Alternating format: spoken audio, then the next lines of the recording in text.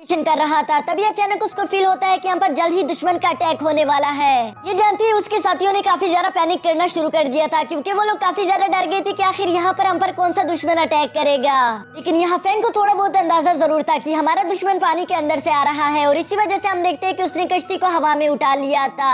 तभी वो अपने साथियों को कहकर अपनी कश्ती के आसपास एक शील्ड बनवाना शुरू कर देता है, जिस पर उन्हें मालूम होता है कि वो दुश्मन कोई और नहीं बल्कि एक बहुत ही बड़ा सी ड्रैगन है, जिसके सामने वो शील्ड कुछ भी नहीं थी, क्योंकि वो उसे बहुत ही आसानी के साथ ब्रेक कर रहा था। ये देखकर वहाँ पर मौजूद सारे लोग काफी ज्यादा घबरा गए थे। अभी फैंग उस सी ड्रैगन से पूछता है कि ओ महान सी ड्रैगन, क्या आप हमें बता सकते हैं कि आप हम पर अटैक क्यों कर रहे हो। तभी वो सी ड्रैगन गुस्से में कहता है कि आखिर तुम इंसानों की हिम्मत कैसे हुई कि तुमने मेरे यंग मास्टर को किडनैप कर लिया, अभी के अभी उसे वापस कर दो। जिस पर फैंग उसे समझाने की कोशिश करता है कि आपको जरूर कोई गलत फहमी हुई होगी, क्योंकि हम आपके यंग मास्टर के बारे में कुछ भी नहीं जानते। लेकिन वो सी ड्रैगन फैंग की कोई भी बात सुनना नहीं चाहता था, इसलिए वो फौरन से फैंग पर अटैक करना शुरू कर देता है। यहाँ फैंग उस सी ड्रैगन के हमले को रोकने की अपनी पूरी कोशिश करता है, लेकिन वो इसमें कामयाब नहीं हो पाता, जिसकी वजह से उस स्पिरिचुअल स्पेयर से उसे थोड़ी सी चोट भी लग गई थी। जबकि दूसरी तरफ हम लिंजुआन को देखते हैं, जो कि अपने फिश पर बैठकर गाते हुए वापस अपने घर की तरफ जा रहा था। तभी उसको भी अचानक से चोट लग जाती है, जो देखकर वो काफी ज्यादा शॉक हो गया था। उसे समझ नहीं आ रहा था कि अचानक से ये मुझे चोट क्यों लग गई, पर वो ज्यादा कुछ सोचे बगैर वापस से उस चोट को हील करना शुरू कर देता है। जबकि दूसरी तरफ हम फैंग को देखते हैं कि उसका जख्म भी खुद ब खुद हील होना शुरू हो गया था।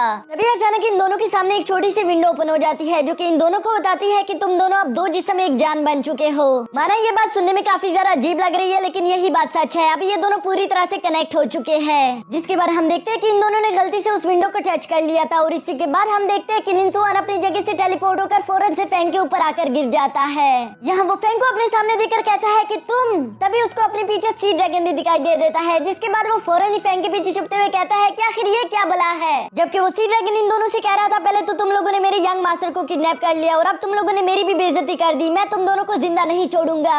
जिस पर फैंग उसे दोबारा से समझाने की कोशिश करता है कि आपको जरूर कोई गलत फहमी हुई होगी। जबकि दूसरी तरफ लिंजुआन कहता है कि हाँ हाँ आप बिल्कुल ठीक कह रहे हो, इसमें इसी की गलती होगी, मैं सच कह रहा हूँ कि मैं इसमें शामिल नहीं हूँ, मुझे तो मालूम भी नहीं कि आखिर यहाँ पर ये सब क्या चल रहा है। ये कहते साथ ही हम देखते हैं कि लिंजुआन वहाँ से उड़ते हुए फौरन चला गया था। तभी वो हवा में रुककर कहता है कि ये लड़का मेरे लिए बहुत ज्यादा बदनसीब है, जब भी ये मेरे पास आता है मेरे लिए कोई ना कोई मुश्किल खड़ी हो जाती है। और उसकी ये बात सच भी थी, क्योंकि तभी हम देखते हैं कि उस सी ड्रैगन ने अपने डबल शेडो टेक्निक का इस्तेमाल कर लिया था, जिसकी वजह से दो वाटर ड्रैगन इन दोनों पर अटैक करना शुरू कर देते हैं। यहाँ फैंग ने तो अपने साथियों के साथ मिलकर अपने सामने एक बहुत बड़ी शील्ड बना ली थी, जिसकी मदद से वो उस वाटर ड्रैगन को खत्म कर देते हैं। जबकि दूसरी तरफ लिंजुआन को काफी ज्यादा डिफिकल्टी हो रही थी। वो पहले उस वाटर ड्रैगन पर अपने थंडर अटैक्स का इस्तेमाल करने की कोशिश करता है, लेकिन उसका उस पर कोई भी असर नहीं हो रहा था। इसके बाद वो आखिरकार अपने विंड स्प्लैश टेक्निक का इस्तेमाल करके उस ड्रैगन को बीच में ही हाफ कर देता है।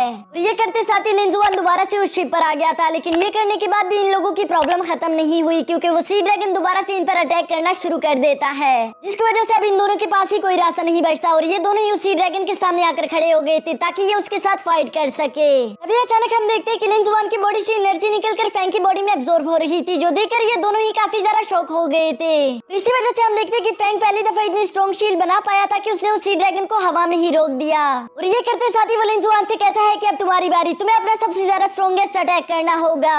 जो सुनते ही हम देखते हैं कि लिंजुआन ने अपने एनिमो स्लैश अटैक को रेडी करना शुरू कर दिया था, लेकिन वो उसे रेडी नहीं कर पा रहा था, क्योंकि वो पिछली फाइट की वजह से काफी ज्यादा वीक हो चुका था। तभी अचानक से हम देखते हैं कि फैंग की बॉडी से एनर्जी निकलकर उसकी बॉडी में एब्जॉर्ब होना शुरू हो जाती है, जिसकी वजह से अचानक से उसका पावर लेवल काफी ज्यादा हाई हो गया था, और वो अपनी एनिमो स्लैश अटैक को बहुत ही आसानी के साथ रेडी कर लेता है। इस स्लैश अटैक की वजह से हम देखते हैं कि वो ड्रैगन उड़ता हुआ काफी ज्यादा दूर जा गिरा था, लेकिन इसके बावजूद भी वो ड्रैगन हार नहीं मानता, बल्कि वो दोबारा से खड़ा होकर इन पर अटैक करने के लिए आगे आ रहा था। ये देखकर फैंग अपने सारे साथियों से कहता है कि मुझे तुम लोगों की एनर्जी की जरूरत है। जो सुनते ही उसके सारे साथियों ने अपनी एनर्जी को फैंग के अंदर ट्रांसफर करना शुरू कर दिया।